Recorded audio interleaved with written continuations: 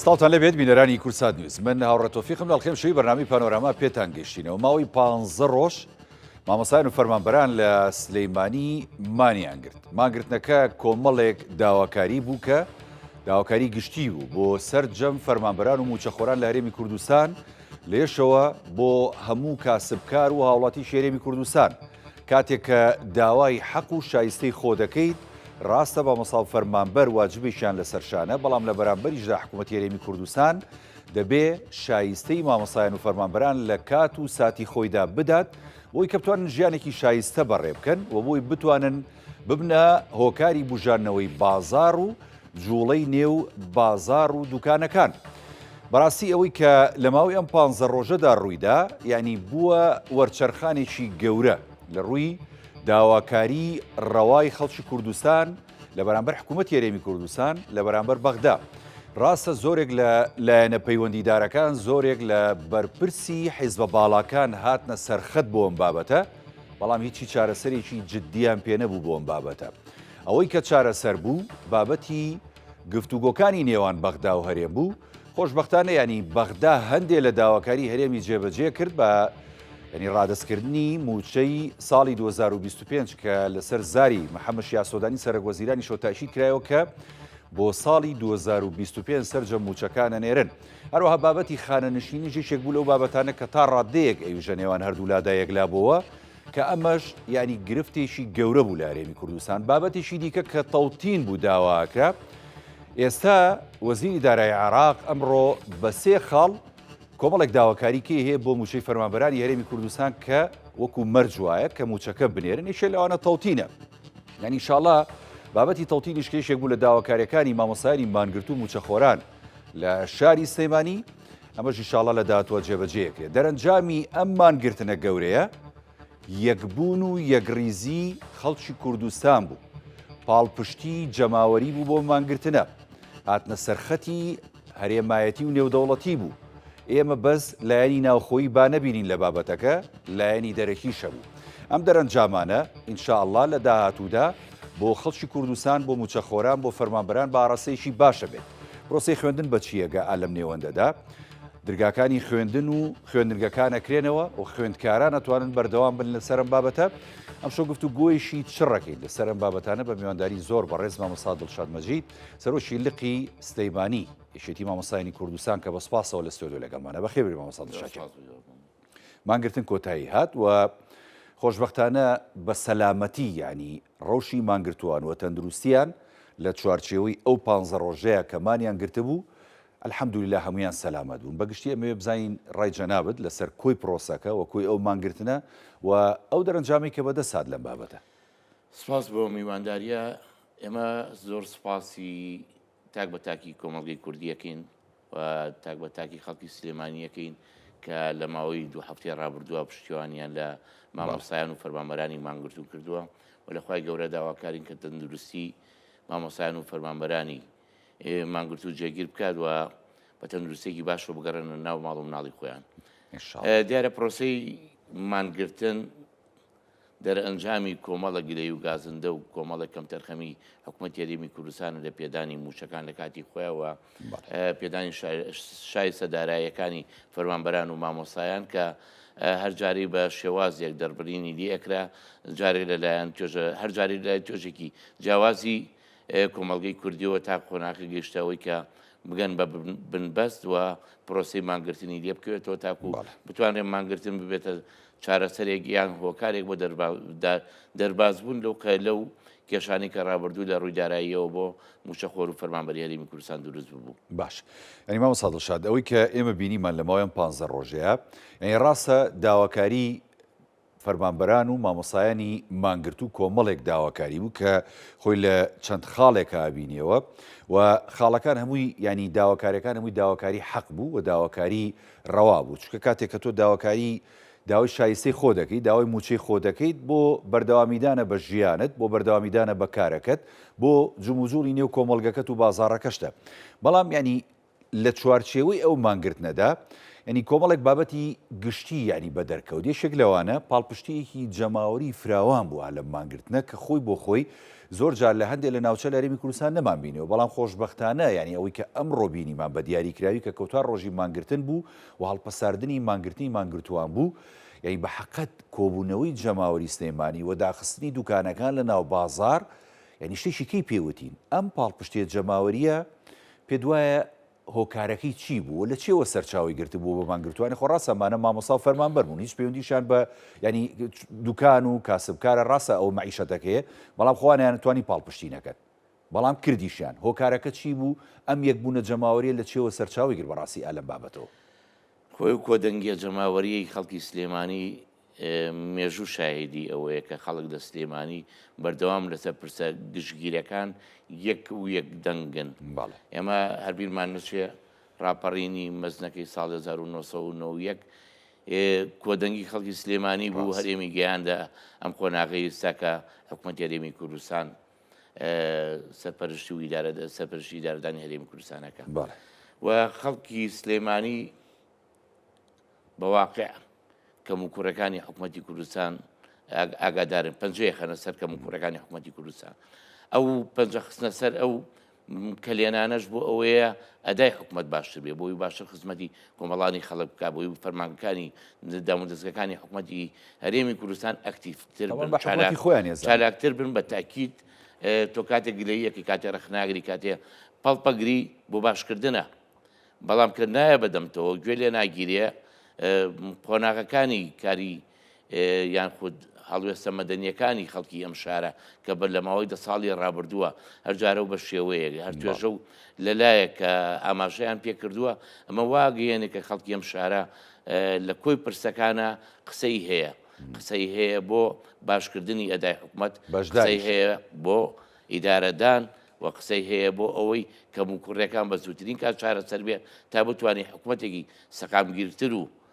پشتی و پاڵپشتی زیاتر بە کۆمەڵانی خەڵکی کوردستان بتوانێت حکومەتی هەرێمی کوردستان بکە نەک بەو شێوەیە کە کەسانێک کۆمەڵک کەسێک ئیداری هەرێمی کوردستان بێگەڕانەوە بۆ ڕاو بۆ چوونی کۆمەڵانی خەڵکی کوردستان لە شێوازی ئیدارەدانی هەرێمی کوردستان هەریە خاڵێکی زۆر گرنگی ژانی مامۆستا دڵشاد لەو بابەتەیە ینی ئەوەی کە جەنابە دامەژت پێدا لە ماوەی ئەو 10 ساڵەیە چکە ئێمە لە ساڵی 2014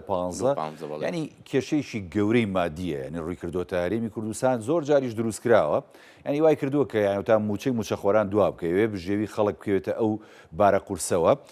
زۆر جار کە مامۆستا و فەرمانبەر بە تایبەتی مامۆسایان کە مانیانە کرد یاخود کە بایکۆتی دەوامیانە کرد ینی بۆ نمونە هاواریانە کرد لە خەڵک یان و پشتیوانمان من خەڵک چێ ینی بڵین دایک و باوشی خوێندکارانن کە ئەمان پەروەردەیانەکەن خۆتۆ کە ئەم چینەش نێتە سەرخەت و پشتیوان نەبێت لە داو داواکاریەکانی مامۆسایان مامۆسان ناتوانێت لە هەوڵەکانی خوێندن بەردەوامی بدا بە پەروەردە و فێرکردنیشی دروست بۆ نەوەکانی ئەمان کەواتە ئەم جارە پێ دوایە ینی خەڵکیش هاوڵاتی ئاسایی کە دایک و باوشی مناڵان و خوێندکاران بوون هاتن بەدەم داواکاری مامۆسایان و فەرمانبەران بۆ پاڵپشتیکردنیان لە بەدەستێنانی شایستەکانی خۆیان بەدڵنیاییەوە بە سپاسەوە بەڵێ لەبەرەوەی خەڵکی شارەکان هەر سلێمانی ئێمە با قسەمان لەسەر سلێمانی نییە بە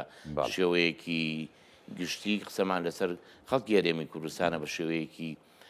تایبەت چونکە بەواقعی و گرفتێکە لە سلێمانیە لاولێر و دووەکی ژێ بەزوێ ڕێگری زیاترە بۆی کە خەڵک بتوانێت بڵێ من دەری ببڕێ بەڵام بەدڵ ئەو خەڵکەش لەگەڵ خەڵکی سلێمانیە هاوسۆز بوون بۆ ئەو مانگرتوانەوە هاوسۆز بوون بۆ ئەو دەربڕیدانەی لە ڕابردووژە بووکە لە ڕێی توێژەکانەوە ئاماژەی پێکراوە کە کەم و کوڕیە لە سیستمی بەڕێوەبردنە ئێمە بێن لەبەر چاوی خۆمان بڵێن بۆ هەر مامۆستایان ئەم پرۆسێ بەڕێوە ئەبن یان بۆ سەرقافڵەی مەشقەکە مامۆستایانن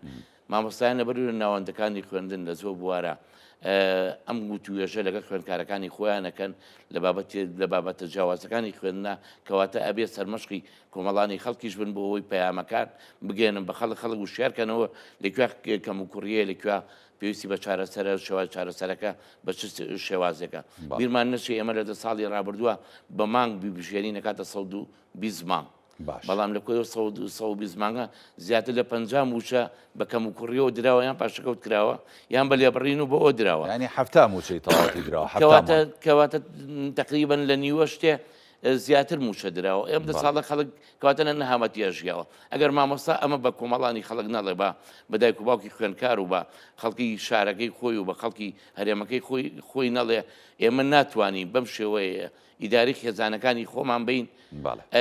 چۆن بتوانین مناڵەکانی ئێوە فێر بکەین بۆی بتوانین مناڵەکان گۆش بکەین بە پەروەردەیەکی باش بە زانستێکی دروست پێویستەکە خەڵک هاوسۆزمان بێ هاوکارمان بێ کە بە سپاسەوە ئەمڕۆ لە شاری سلێمانی وێنایەکی زۆر جوانی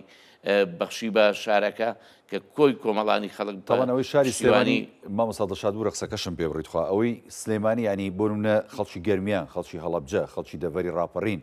ینی خەڵکی کۆیە خەڵکی لەوە نازام هەولێر و ئەوانەشی تێدا بووی بەڕاستی هەمووی بەشدار بوونیایی لەم بابەتەیە بە حەقەت یان خەڵک ئێمە بینیمان لە هەڵەبجەوە هاتوو لە گەرمیانەوە هاتوو ئەو ڕۆژە کاتێک ویستیان بڕۆن بەرەو هەولێر و بچنە بەردەم بارەگای نەتەوەی گرتوەکان ینی خەڵکی هەموو ناوچەکانی کەی دیتیابوو لە دێگەڵەیەشیان کرد ینی ئەم پشتیوانیەوە ئەم یەکبوونە بە حەقەت ینی پرۆسەی مانگرتنەکە وای کرد بابەتی یەکبوونیشی جەماوەری گشتی لەسەر ئاسیێرەمی کوردستان دروست بێ خۆشبەختانە ئەمە بۆ جێبەجێکردنی داواکان لە داهاتووشدا پێتان وایە ینی گرنگی خۆیە بێ سوودی خۆی بێ کاریگەریە بێ ئەو هەڵوێستەی ئەمڕۆی خەڵک نواندی هەموو خەڵک بەیەکەوە بوو یعنی کۆی توێژەکان بەیەکەوە بوون بە ئاراستە جیاوازە سیاسیەکانی شڕاست کەواتە ئەمە ئەوە گەیەنێ بەشێکی هەرێمی کوردستان داوا ئەکا سیستمی بەڕێوەبردن پیاچوونەوەی پیا بکرێ خۆشگوزەرانی خەڵک ئاوڕێی لێ بدرێتەوە دابینکردنی شایستە دارایەکانی خەڵک بە جدی وەربژیرێ کەواتە ئەبێت پێویستە بەرنامە داڕێژی هەبێ پێویستە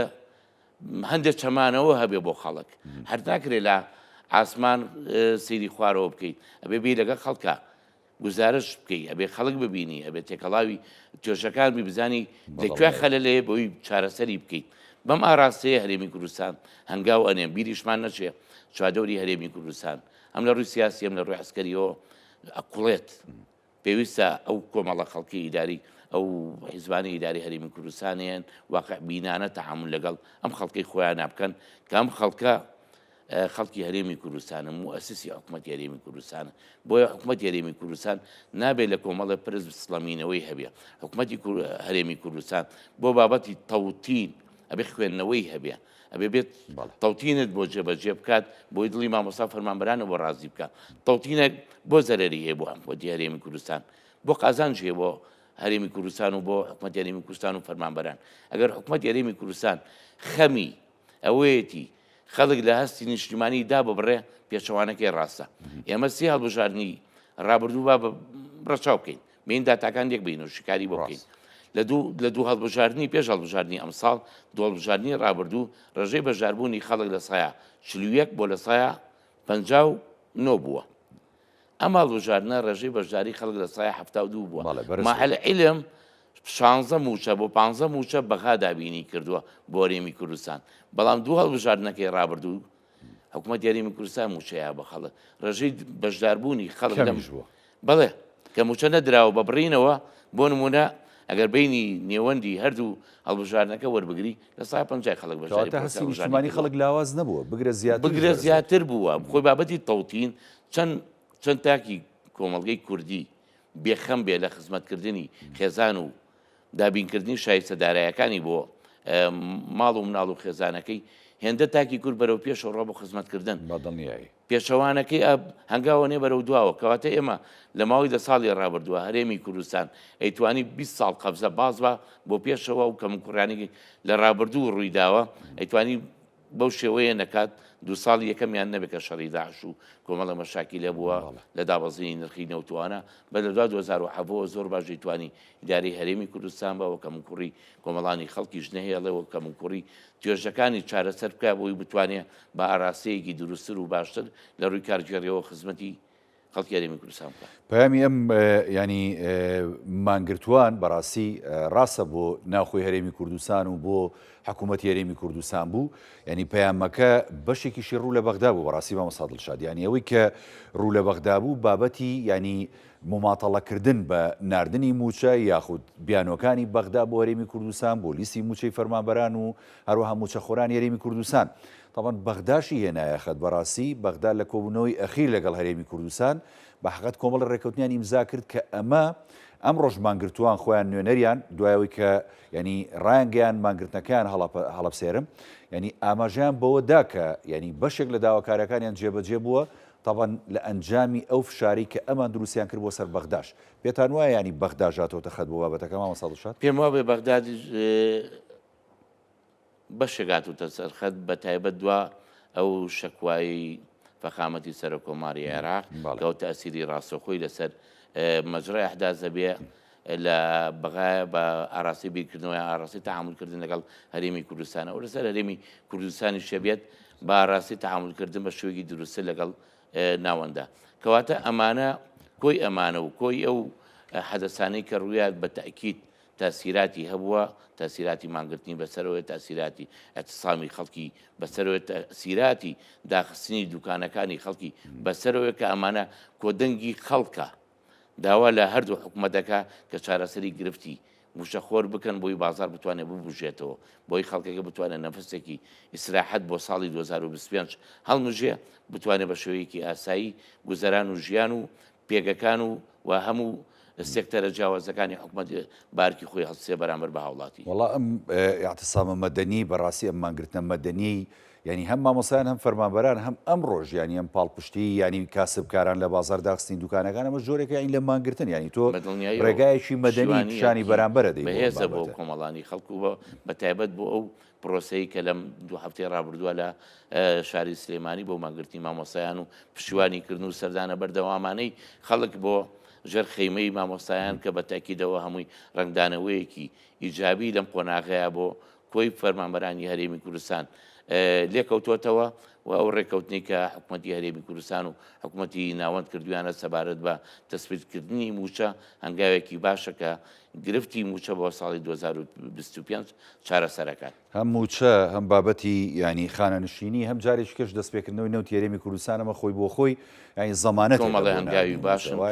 هەم پەرلەمانی عێراق هەنگاوی ناوە و هەم حکوومەتی عێراقی و حکوومەتی هەرێمیش بۆ ئاڕاستەی کە بتوانن گرفتەکان چارەسەرکەن بەڵام لەگەڵ هەموو گرفتێکە گرفتێکی تازەتە دروستە بێ کێشەی تا کێشەیەک چارەسەرەکەی کە حکوومەت هەرێمی کوردستان کێشەیەکە دروستەکە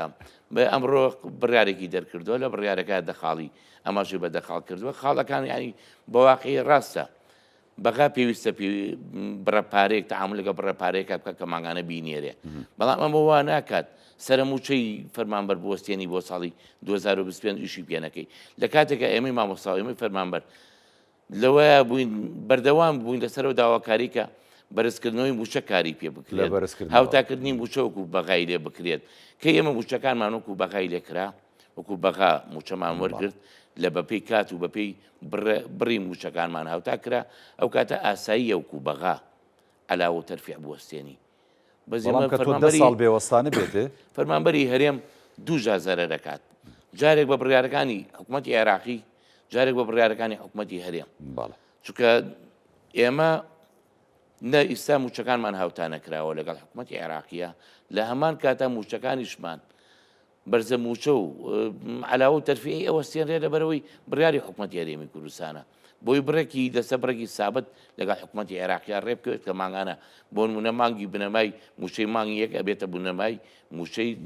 هەردووان زەمانکەی ساڵی 2025 خۆی مە خراپە بەڵام ینی مامەڵەیەکی دروستری بکرد خۆی ئەمە دووینی هەیە دوو ئاراسەیەکیان باشە ئاراسێکیان بەخراپە ئاراسەکە باشەکە ئەوەیە زمانی ئەو بڕەموچەیە کرێ بۆ دوان زەمانکە ئاراسە خراپەکەی ئەوەیە لە شایستە دارایەکانی قانونی مۆزەفینی دەولەی عێراقی ئێمە بێبەشە بین لەبەرەوەی تاکو ئێستا تعدیلی ئەو هاوتای و موچەیە نەکراوە لەگەڵ بەغا جارێکی تر موچەکان لێرە وەستێنرا جارێکی تر کۆمەڵە دەرگای تریش بە بەڕووی کۆمەڵێک دەرچووی زانکۆ و خەڵکی تریشا داخراوەکە پێویستی بە ئاڵوگۆڕێ لە بینی وەزارەتەکانە پێویستی بە دامەزرانی تازایە پێویستی بە گرێبەستی تازە هەیە هەموو شتێ وەستاوە یعنی ئێمە قەرارەکە تازەیە ئەمڕۆیە ینی نازانین یەکدانەوەی چۆنە بێ نازانی مامۆستایانی وانە بێژمان کە بوون بە گرێبەست ئایا گرێبەستەکەیان لەسەر ئەم پرۆسەیە ئەبێت یان گرێبەستەکان هەڵەوە شێرتەوە یان گرێبەستەکە چۆن تەعاملی لەگەڵا کرێ یان لە بەرواری دەرچوونی ئەو بڕیارەوە مەڵاکەوە یان لە بەرواری دەرچوونی ئەو بڕیارەوە کاری لەسەرەکرێ ینی زۆر شت زۆر گرفت دروستەکە بەڵام دەرئەنجامی ئەم بڕیاری ئەمڕۆی ئەنجومەنی وەزیران پێشێت پێویستی بە مانگە 2 مانگ بێ تاوەکو دەرەنجامەکانێکێتە بەردیدی خەڵک و خەڵک لە بڕارەکان و لە شیکاری بڕیارەکان تێگا تا چەند تاسیراتی سلبیان ئیجابی بەسەر واقعی وەزارەت و فەرمانەکانی هەرێمی کوردستانەوە هەیە. وڵای خۆی بەدڵنیایەوە لەوە چ سلبیاتەکەی زیاتر بێت چکە تۆ بۆ ینی سەرموچە دۆستانەوە لە ڕابردوشدا پلە بەرزکردنەوە دۆستانەوە ئێستا گواستنەوەی ینی ڕاژە لە نێوان وەزارەتەکان ئەڵێ بە هیچ شێوەیەک نابێ ئەمە گەورەترین ینی زەربەیە لە بەش بەتایبەتی لە پەروەردە چکە ژمارەیەکی زۆر مامۆستا بەرخانەنشینی کەوتون ینی ئەوانەشی کە بەرخانەنشینی کەوتون لە قۆناغە بەرزەکانن بۆ قۆناغی 12 11 ئەمانن ئەی تۆ پێویست بە میلاکاتە دوایە زۆربەی وەزارەتەکان ینی میلاکاتی زۆرە بۆ گواستنەوە بۆ شوێنێکی کە ئەمەشی وەسانوە بەڵام منەمێ بینە سەر بابەتێکی گرنگتر زۆر لەمەکە ینی سەرچاوی ڕاستە مانگرتنەکە بابەتی شایستەی دارایی و موچە بوو بەڵام لە نێوەندەکەدا ینی بابەتی خوێندن و خوێندنگەکان و خوێندکاران بە تەواوەتی ئالەمبینەیە ینی وەستا بوو ڕاستە لە کاتی مانگرتنەکەیە زۆربەی خوێندنگەکان هەبوون و زۆربەی مامۆساکان وانەکانی خۆیانەوت و دواتر ئەچوون بۆ پشتیوانی لە مانگرتوانی نێوخێمەی مانگرتوان پرۆسی خوێندن بە چیەگە دوای شکاندنی مانگرتنی مامۆسایان ینی مامۆستا دڵشاد ئەم پرۆسەیە زۆر خراپیانی بەسەر خوێندکاردا شکاوەتەوە بەسەر پرۆسی خوێندندا لە هەرێمی کوردستان بڕیاردان لە داخستنی ناوەندەکانی خوێندن خراپترین بڕیارە بەڵام بێچاریە ناچاریە ئەگەر ژیانت بۆ دەستەبەردەکە ناتوانانی ناوەندەکانی خوێندن بکەیتەوە ئەگەر ژیانە بۆ دەستەبەردەکە ناتوانانی بە دڵێکی ئاسوودەوە ناتوانانی بە هەزرێکی ئاسوودەوە بچیتە ناو پۆلوانە بە خوێندکار بڵیتەوە کەواتە ئێمە لێرە گرفتمانەیە بۆ دەربازبوون دەم گرفتە حکوومەت هێرێم ئەکرێ گەشتر ڕوونتر لێزانتر بیر بکاتەوە تەحمل لەگەڵم بارودۆخەیە بکات پێویستە حکوومەت هێرێمی کوردستان ئەو بڕەپارەی کە لە بەردەستایەتی لە ڕابردوو وەریگرتووە لە حکوومەتی عێراقی خراوەتە سەر ئەژماری بانقی حکوومەتی هەرێمی کوردستان کە بڕەکەی 441 میلیارد دینارە بەشی چەند وەزارەتێکی خەدەمیەکە نەک پەروەردەت بەتەنها وەزارەتی پەروەردە بەشی چەند وەزارەتێکی خەدەمیەکە لەگەڵیشیە تا کۆتایی مانگی ڕەمەزانی پیرۆزکە بڕیارە لە مانگی سیارەمە تا کۆتایی ئەو جژنی ڕەمەزان ئەتوانێت لە داهاتی ناوخۆشتێکی تر کۆ بکاتەوە لە ئێستاوە دەستکات بە دابشکردنی ئەو بڕەپارەیە ئەو موچەیە موچەی مانگی 12 بۆ بڕەپارەی کە لە بەردەستی ئاەتی لەگەڵ ئەو بڕەپارەی کە کۆکرێتەوە و کۆکراوەتەوە لە داهاتی ناخۆ لە ڕابردووە ئەتوانێت موچەی وەزارەتە خەدەمیەکانی پێبات لە چوارچەوەی خەدەمیەکانە وەزارەتی پەروەردەشە کەواتە تۆ موچەی مانگی 12 دابین کرد بۆ فەرمانبەرەکانی خۆت بۆ مامۆستاکانی خۆت لە دووەکەوە تا خانەقین کەواتە ناوەندەکانی خوێندن ئەکرێنەوە ینی من واتی یەکەم لە قسەکەی جەنابەت تا 12 نەدرێت لێرە ناوەندەکانی خوێندن ناڵم ناوەندەکانی خوێندن ناکرێنەوە ینی با قسەکەی خۆی کراوەیە بەس بەشێکی ناوەندەکان کراوەیە ڕاستە ناوەندەکان بابەت دەرزی تیا خوێنرێ بەڵام بۆ ئەوەی سەرجەم ناوەندەکانی خوێندن بکرێنەوە حکوومەت ئەبێ ڕوونتر گەشتر زانستیانەتر تەعامل لەگەڵم هەنگاوی بێتە پێشەوە ئەو موچەی لە بەردەستایەتی دابەشی بکات لە ئێستاوە تا کۆتایی مانگی ڕەمەزان 50 ڕۆژەکات لەگەڵ حکوومەتی عێراقی بەردەوام لە دانوستانە ئەتوانێت قەرزێکی ئەتوانێت قەرزێک لە بەغا وەرگێت ئەتوانێت موچەی مانگی 12 پێدە بکات ئەتوانێت موچەی مانگی 12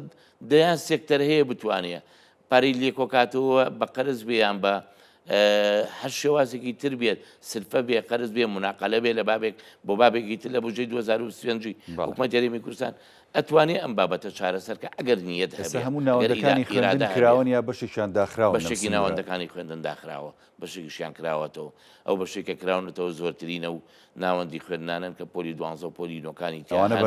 ئەوانە بەردەوامن لە خوێندن لە زۆرینەیان بەڵام بەم ئەخیرەکەم برادەرانی مانگرتوو بەجددی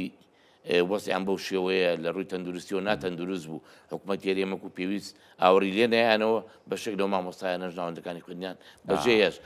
لە هاوڕەکانیان نادرێتەوە لاو پیشەکانیان نادرێتەوە ئەم پرۆسەیە ئێمەی مامۆستا کاڵین مامۆستاین هەمومان بە یەک و مامۆستای بە تاکی دێ بە پشتیوانی یەکتری بین لە قەراز لە بڕیارەکانە چونکە مامۆستایە کە مانەگرێت تەنها بۆ موچەکەی خۆیمان ناگرێت بۆ موچەکانی مامۆستاکانی هاوڕێشی مانەگرێت بۆ فەرمانبەرەکانی هاوڕێشی مانەگرێت کەواتە فەرمانبەر و مامۆستایان و خەڵکەکەش وەکو بینیچمان بە سپاسەوە هەمووی پشتیوانیان لێکردوون لەسەر داواکانیان. بۆیە ئێمە تکامان وایە حکوومەت هەرێمی کوردستان بۆ بڕەپارەی لەبەردەستایەتی بێداهات موچە دابشکە دەستکە بە دابشکردنی موچە دواتر بە شێوازێکی تر ئەتوانێت قەرەبووی و بابەتەش بداتەوە. قسەیەک هەبوو ینی وا بڵاو کراوە نازانیترایل من پێم وابێت لای خێمی مانگرتوان بیسمان نازانم تا چەند ینی زانێرێکە دروستە توانەگە نیو موچەش بێ هەر ینی ئاساییە بەس حکوومەت هەرێمی کوردستان هەنگایە بێتە پێش ئێمە و دەرگایە بۆ حکوومەت هەرێمی کوردستان ناکەین نیو موچە دابش بکات قەت ئەو دەرگایە ناکەین و چونکە ڕابردوو ئێمە بینیمان مەبەسم دوانزەکەمان مانگی دوانزە بەبی میزان مڕاجعەی حکوومەتی عێراقی ئەگەر سیستەم هەبێ پێویستی میزان مڕاجعەیە میزان مڕاجعەی مانگی دوانزە پێویستە هەبێت پێویستە خەرجکراو بێت چونکە نییە لە هەرێمی بەپێی بڕیاری محکەمەی فیدراڵی پێویستە موشەی حکوومەت هەرێمی موشەی فەرمانبەرانی هەرێمی کوردستان بەغدا بینێرێ وڵای بەغاش ڕاز ناکەێت ئەگەر ئەم میزان مراجعی بۆ نەچۆتەوە ئەی چۆنیانی تۆ موچەی مانگیەکە هەرێمی کوردستان ئەڵێ ئێمە لسی موچەمان بۆ نردومانە بۆ بەغا پیاشونەوەی پیاکرە و تەسقیق قوربینیشی بۆ کرا و بڕێپارەشی لە چوارچێوە ئێوەیان نردۆ بەڵام چاوەڕێ بەرەکەی ترین بینێرێ یعنی کاگەڕێ هەل هەیە بۆ ئەم بابەتانە قورسین هەلەکان ئێمە خراپ و زۆرەکەمان تێپەڕانەوە کەمەکەمان ماوە چارەسەری بکەین یعنی حکوومەت هەرێمی کوردستان چەنی دەبەردەسایە بۆ نمونە بۆ ئەم بابەتە تێپەڕێ بەپێی ئەم ڕێکەوتین لەگەڵ عێراق کردوێتی لە 27 و 28 مانگە تەمینی موچەی مانگی بۆ نمونە دووەکرێت لە 4 و 5 و 3 مانگە دەستەکە بە دابشکردنی موچەی مانگی دوو بۆ نمونە باسەکەین ئێ باشە تۆ کەم زۆر هەمووی تێپەڕانوە بابا قورسەکە دەمووی تێپەڕانوە شتێکی زۆر کەمت ماوە تێپەڕێنی بۆ ئەم بادرە نیەتە حەسەنەیەشت بۆ فەرمانبەرەکانی خۆت نابێ بۆ داهاتی ناوخۆ بۆ موشەیکە لە بەردەستا بۆ میزاقەتی خۆی بەڕاستی مانگی دوانزەکە بە بۆ قەرز و مناقەلەیکە لە بەغا دەتوانی بیکەی ئەوش دابیم بکە و ئەوش دابش بکە و ئەگەر تا دوێنێ بۆ نمونە کە زانی خێری پێنە نابی با ڕۆژێک خەڵکێکە بێدانێکی خێری پیا بنێ و دەستخۆشێکی لێ بکات کە ئەمەرە ئەرکت کێشاوە بۆ فەرمانبەرەکانی خۆت موچەمانی دوانزەکە زۆر گرنگە یانی کەواتە بابەتی خوێندن بەردەوامی بێت لەم سنوورە مامۆستا دڵشاد ئێوە کویشێتی مامۆسایان لە قیستێمانی هیچ ینی سەرپەرشتی ئەو بابەتاکەن و چاودێریەکەن و فشارتان هەیە بۆەوەی کە بە جددی دەست پێ بکاتەوە پرۆسەکە کاگە هاوڕێ ئێمە تەجروبەکانی ڕابردوومان لە بەردەمایە ئێمە لە 2015 لەم گرفتایین تازە نییە یعنی هەموو شێوازەکانمان تاقی کردوێتەوە بڕوان پێ بکە وەکو مامۆستای کیمیا چۆن لە مختبەرەکە چەند مادەیەک تێکەڵاوەکەی بایلۆژی لە مختبەرەکە چەند تاقیکردنەوەکە ئێمە جگە حکوومەتی هەرێمی کوردستان هەموو ڕێگاکانمان بڕیوە هەموو تاقیکردنەوەکانمان کردووە یعنی هەموو جارێکی گەشتین بە بنبەست هیچ کاتێ نەمانتوانیوە داواکاریەکانمان 100% یانە 150 یانە 140 داواکاریەکانمان بێتە دی کە ئەوەی کە داوایەکەین هەموو جارێ ئێمە بەخشیومانە بە مناڵەکانمان بەخشیومانە بە خەڵکی شارەکەمان بەخشیومانە بە پشتیوانەکان ئەو خەڵکانی کە پشتیوانیان کردوین لەم دۆخیان جاگەر خەڵکی حکومی بیان حیزبی بیان کۆمەڵایەتی بێ ئەم جارەش مامۆستایان ئەتوانن ببەخشن بەزمە و مەرجێ حکومەت ڕازگۆ بێ لە تەحامولکردن لەگەڵ بیان زەمانی داهاتووی ساڵی 2025 یعنی ئەو مەرجێکە هەموو کاتێمە داوامەی 30 ڕۆژ جارێ موچەمان کردووە ئێستاش مامۆسایانی مانگرت و قسەیان لەسەر موچەی مانگی دوانزەیە قسەیان لەسەر تەفعیلکردنی ئەم ڕێکەوتەیە کە لەگەڵ بەغا کراوە یعنی بەجددی بەسەیتر لەسەر جادە بەسەیتر مانگرتن بەسە خۆپشاندان یعنی نابێ حکومەت بێتاقەت نەبوو لێمان ئەوەی من بێتاقەت نابین لە حکومەت ئێمە داوای موچە ژیانی خۆمانەکەین جامن بم هاوپیشەکانم بێر کەسێکی بەڵام حکومەت لێمان بێتاقەت نەبوو ئەوە نە موچەمان نایەتی ئەوە نە موچەکانمان نەگرێ وڵی بە هیوای ینی پرۆسی خوێندن بە تەواوەتی دەست پێ بکاتەوە هەموو قۆناغەکان ینی ئیتر هەر لە ئاستی باخچە و تاوەکو تر 12 ڕاستەوە بەردەوامن بەڵام کەم تا زۆر یانیوانەکان دواکەوتن هەیە و بڕیارێکی شەیە وەزارەتی پەروەردە بەشێک لەوانەکان ینی تەرکە بە تایبەتی قۆناغی 12 لەگە قۆناغینەوە ئەمە هیچ کاریگەری هەیە بۆ سەر ئەم سنوورە کە خوێندن ئەگەر تایە دواکەوت بێ کەمێک مامۆستا دڵشاد ئەزانی ساڵی پار ئێمە سێ موچە حکومەتی هەرێم نەیدا خواردی بەڵێ بەڵام لەگەڵیشیە پرۆسی پەروەردە لە ئاخیرەوە دەرگە مامۆستایان دەرگای ناوەندەکانی خوێندنیان کردەوە درێژیان بە پرۆسەکە قۆناغیان تێپەڕان ئەنی ئەمە هەموو ساڵ لەگەڵی تێپەڕێنی ئەم ساڵیش تێپەڕێنی هیچ خوێندکارێ نامێنێ پۆلەکەی تێنەپەڕێنێ تێپەڕێنی بەڵام وایە کرێ ئێمە 10 ساڵ ئەزانی ئەو ئەندازیاری کە دروستمان کردووە پارتە خەڕۆژی کردووە 4 ساڵ نەیتوانیوە بخوێنێ ئەزانی و دکتۆرەی کە پارتە خەڕۆژی کردو لە قۆناغی ئامادەیە و پێویست نەیتوانێت دەرس بێنێ هەموو کەم و کورتیان ئەزانی ئەو خوێندکاری کە لە پۆلی یەکە لە پار و پێرار و چەند ساڵە لەمە پێش ئیستا دەستی بگرەوەی کە لە پۆلی پێنج دەستی بگرە بڵێ ئەو ڕستەیەم بۆ بنووسیان لی تێگەشیان بە شێوەیەگەی نووسەکە نەزانین بخوێنینەوە کاکەی من مامۆستا معەزەبین بۆم بابەتە بەڵام بە جددی دەرچەمان نییە دەرچەکەمان ئیدارەدانێکی باشی هەرێمی کوردستانە کە قۆناغی ئایندە و کابینەی دەی هەرێمی کوردستان ئەم بابە ڕاستکاتەوە ئەگینە دڵنیاین بەم کابینەیە ڕاست نابێتەوە تەمەنی کابینەکەش بەسەر شووە و هەڵبژاردنیش ئەنجام درراوە چاوەڕێی ئەوەین حکوومەتێکی ئەکتیڤتر دروست ببێت بۆی چارەسەری ئەم بارودۆخانە بکە ئەمە بیرمان نەچێت کابینەی حەوت قەیرانی تیاڕوودا بەس کابینەی حەوت بەردەوام چین و توێژەکانی ئەبینی بەردەوام ئستیشاری بە چین و توێژەکانە کرد بۆی ئەم دەرچەیە بە هەمومان دەرچەیە بدۆزینەوەی لی دەرباز بین ڕاستە نیوموشە ئەدرا ڕاستە ڕوبعەموشە ئەدرا بەڵام خەڵک بە حەزەوە ئەشوە ناوەندەکانی خوێندن دەرزی خۆیەوە تۆ ناچاری بوو بە سەرمانە فەرزکرا بوو قوڵمان نەبوو لە بناغەیە بەڵام لەبەر ئەوەی شەڕی داعشە بوو نرخینەوە دابەزی بوو ئەمان زانی واقعەکە وایە ئێوەش مراعاتی ئێمەش مراعاتی حکوومەت یاریێمی کوردستانمانە کرد بگرە هاوکاری مادیشمان بۆ سەنگەرەکانی هێزی پێشمەرگە کۆوە کردەوە ئەمان برد بە شانازیەوە بەڵام ئێستا ئەزانی حکوومەت یێرەم داهاتی لەبەردەسایە حکوومەتی عێراقی هاوکاری مادی ئەنێرە یعنی جێگای بودجێ هەرێمی کردوێتەوە لە یاسای موازنەی عێراقیە بۆیە ئامادە نین وەکو ڕابردوو تەحمل لە بارودۆخیا بکەین خۆ بارخواانە خواسە بارودۆخێکی ئاڵۆز بۆ هەرێمی کوردستان بێتە پێشەوە هەمومان سگمان قەڵغانەوە پاراستنی خاڵ دەکەم و کوڕی ئیدارەدانە ئەڵێن نەخێر پێویستە لە جونگەی یەکە ڕاستکردنەوە بێ لە جونگەی دووە ڕاستکردنەوە هەبێت بۆیە تکامان وایە ئەم کابینەیە ئەوەی کە دەسەڵاتی هەیە دەسەڵاتەکانی خۆی وەگەر بخا بتوانێت خزمەتی زیاتری ئەم خەڵکە بکە بە کۆکردنەوەی داهات بۆ پێدانی موچەمانی دوام پێتان وایە زوو پێگەێنانی کابینی دێمی حکوومەت هەرێمی کوردستان جێگەی داواکانی موچەخۆرانی هەرێمی کوردستان و بە تایبەتیش داواکانی مانگرتوانی سلێمانی تیابێتەوە پێم وایە دروستکردنی کابینەکە زۆر ئاڵۆزە بەزەکە دروست بێ بە دڵنیاییەوە